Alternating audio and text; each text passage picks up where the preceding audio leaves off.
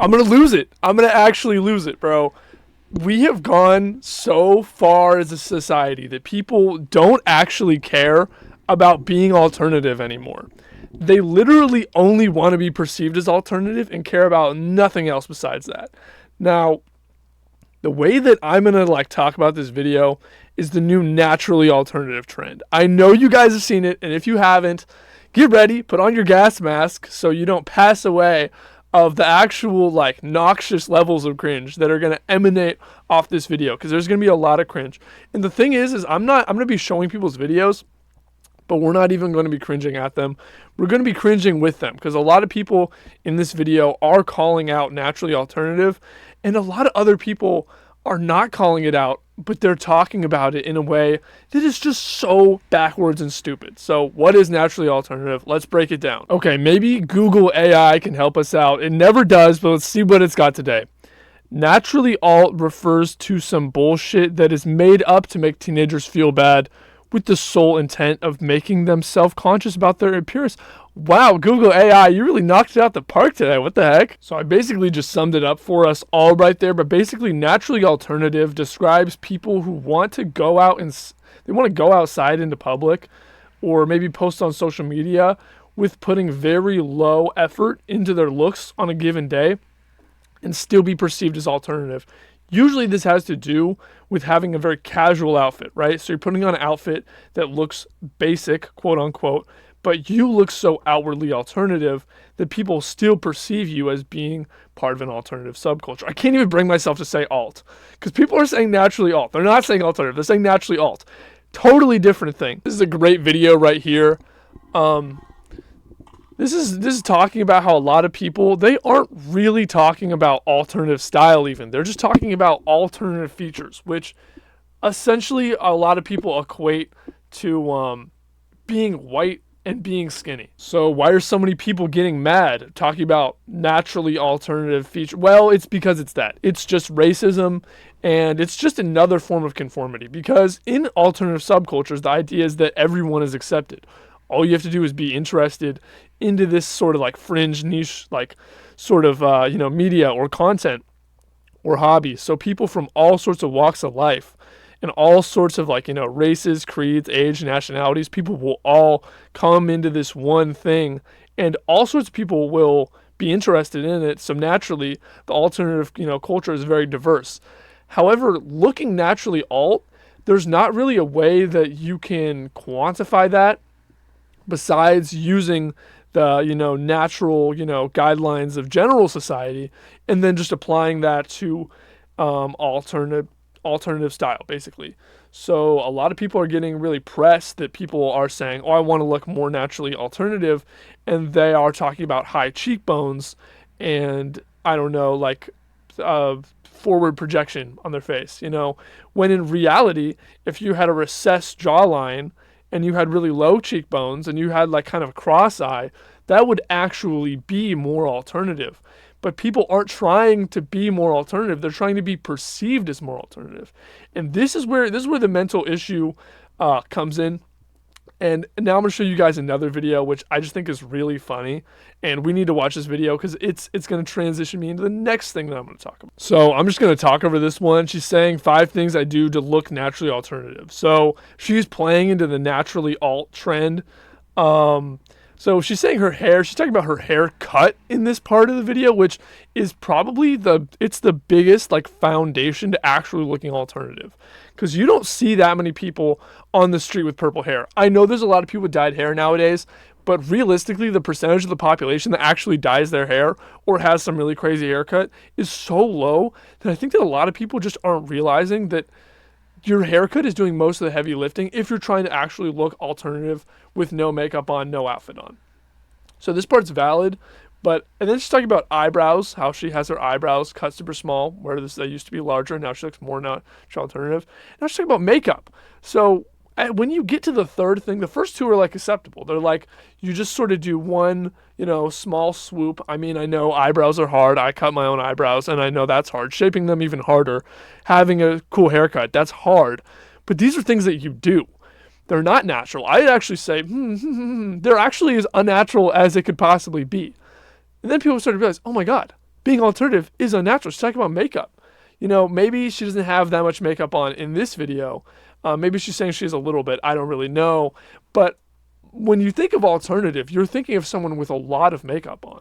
So when someone looks naturally alternative, what they're looking like is like someone who looks cool and like they would put alternative makeup on, right? So can we just like bring our brains back down to earth and realize that that is unnatural? Looking like you would do something unnatural is naturally alt. So building your wardrobe, again, the least natural thing possible, because you're trying to construct a wardrobe to be perceived as more alternative, when you don't need to do that. You could just put on a blank white t-shirt and jeans and wear that every single day, and you are just as alternative. That's more natural than, you know, being unnatural and unnaturally thinking about. And I'm not saying it's wrong. And then tattoos. This is the last one. Tattoos and piercings. Oh my God. Like, what do people actually mean when they say natural? If piercings, haircut, tattoos, if that all fits into, because I'm disregarding makeup, because if these three things all fit into looking alternative, those are the least natural things. And I think that people need to realize that when they see people and they look really cool and they have these things, the people who are most often promoted by the alternative community, because the alternative community is so large now, the same beauty standards still apply. So now there's like conventionally attractive people who are, you know, skinny, high cheekbones, white, you know, whatever. And they have those things. They have those piercings. And instead of people saying, oh my God, they're so attractive because they have piercings, because they have microbangs, because they have no eyebrows, because they have facial piercings. Instead, they're just seeing, oh my God, wow, that person's looks conventionally attractive. I wish I had those features. And that is the crux of this. But what I'm getting, everybody knows that. But what I'm getting at here is that the alternative community has become too big. It's become too large to now where people don't actually care about the core of the alternative community. Now, in the skateboarding community, there is skateboarding, which is this huge thing because skateboarding is a sport. So there's so many people who do skateboarding. There's so many different styles. There's so many different sides of skateboarding. And then there's what people call core skateboarding. These are like the professional skateboarders that are respected by the skate community. These are the companies that sponsor those core skateboarders. These are things that take place in the heart of skateboarding. And unfortunately, there is almost no heart of alternative culture anymore. I would say the only heart of alternative culture is music scenes where they crop up and people go to music shows live and they dress a certain way. That is very core to the alternative scene. However, when you see someone getting online and telling other people that they need piercings and they need tattoos to look naturally alternative, and again, I'm not trying to make fun of the person who made that TikTok before me, because I think that they're kind of highlighting sort of the fallacies of this, you know, trend by piggybacking off the trend, talking about some real truth. I think it just speaks to the fact that so many people are insecure now because of this trend, because they feel like they have to look a certain way. Not only do they have to get piercings, they have to fit the natural beauty convention. And I'm making this video to show how stupid and ignorant that is. Not ignorant that people feel insecure, more so ignorant that other people would try and impose that on people. Now, this naturally alt trend started out with people saying, oh, I wish I looked naturally alt. But this is one positive thing about the alternative community. When something of mainstream culture seeps into it, it is mocked, heavily mocked. So there is this unchic trend, which is basically just people who are not alternative saying what they don't like. And this is the alternative community saying what they don't like. And it is very good. I could show you tons of videos talking about, like short form videos of people talking about why naturally alt is a silly concept. And that is a very good thing. That's very positive that people are waking up to that. But the fact that we would even have this discourse at all speaks kind of to the idea that people want to be perceived as being alternative more than they care about actually being alternative. I see a lot of videos about makeup, and I see a lot of videos about piercings and tattoos. I don't see a lot of videos on feeding the homeless people. I don't see a lot of videos on, you know, rebelling against, you know, corporate infrastructure.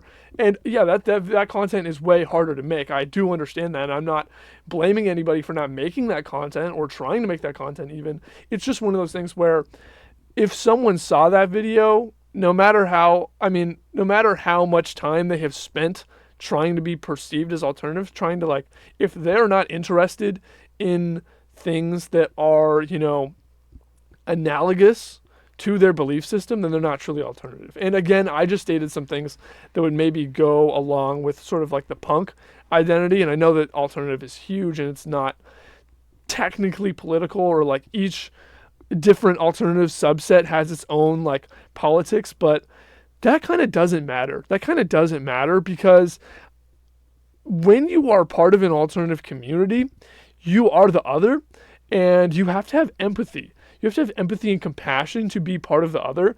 And when you expect people like, hey, why are you treating me bad? I'm the little guy. You got to have empathy for me. If you do that to popular culture, which everyone in the alternative community is in part probably playing into, everybody wants to be treated equally. I believe nobody wants to be, shunned by society. Everybody believes we should all fit in a society equally if you're an alternative culture. Then I think it's very backwards that people will sort of have that ideology and then turn around and point the finger and be like, oh, well, you don't look as alternative as me, or they're even pointing the finger at themselves. I'm not saying that people are pointing it outwardly. I just think it's very silly that people are failing to see, how empathy, the core tenet of alternative culture, is a political opinion. It is a political view, right? Because if you are looking at yourself and you're saying like, I should be accepted for who I am, and then you point at, for example, like someone who's less advantaged, someone who's homeless, for example, and saying, oh, well, you're a lesser person, well, then you're applying that's the same argument that someone might give you. So I believe that this is a deeper topic, saying that empathy puts you on the left. But all I'm saying is that empathy is the core tenet of alternative culture. You're caring for other people in the culture. You're caring for other people outside of the culture because you want to convert them into the culture, into just accepting alternative culture, maybe even, should I say. So to be unempathetic, to point at others and say, you're not alternative, you don't have a stretched septum, that's so messed up. And I don't see how you could pretend to have this belief system of alternative. I don't know how you could call yourself alternative, because I believe the alternative goes beyond what you're wearing. Anybody can go out and they can go to Zoomies and they can buy an Affliction t-shirt and they can wear it, and they might seem like they look different. That doesn't make them alternative. The way that you act is what makes you that. Wearing that t-shirt every single day for the rest of your life, that would make you alternative, because you aren't caring about how society views you. You're caring about how you perceive yourself, and you like the perception that you're giving off, regardless of how other people, interpret it. You're just giving it off to other people. I believe that to be positive. So if we tell people that people need to hop from thing to thing, that people can't have their own identity, that people need to find things that are alternative and latch onto those, then I think that you're really limiting other people from being a part of the alternative community. And I think, honestly, I'm gonna be completely honest, I think the alternative community has burned out. I think that obviously the individual niches still going strong, all individually, but as one huge conglomerate, I think it's burnt out. And I think that it's only going to get burnt out more and more as it becomes sort of, cool to become a weird kid. And that could be another video on its own. But it's never going to be cool to be unempathetic to others. It's never going to be cool to impose beauty standards on others, and those things will not be alternative. So when I see that in the alternative community, regardless of how much you, the viewer, might assume that I'm in that or not, I think I can speak very adequately on the topic. So hopefully you agreed with my talking points. I'm going to be doing more videos like this where I'm talking about people on the internet. I need to be quite honest, I don't really have a social life. My social life is social media. So instead of just doom scrolling, going by post and post and post, I think it's a lot better for me to talk about what I see on the screen. And it's a good way to make content and also pretend like I'm part of a society with people in it, even though I'm kind of not. And we're going to be doing more and more and more videos. Like and subscribe. You should like the video. You should subscribe. Comment what you want to see in the next video. Now, Zomboss out. Peace.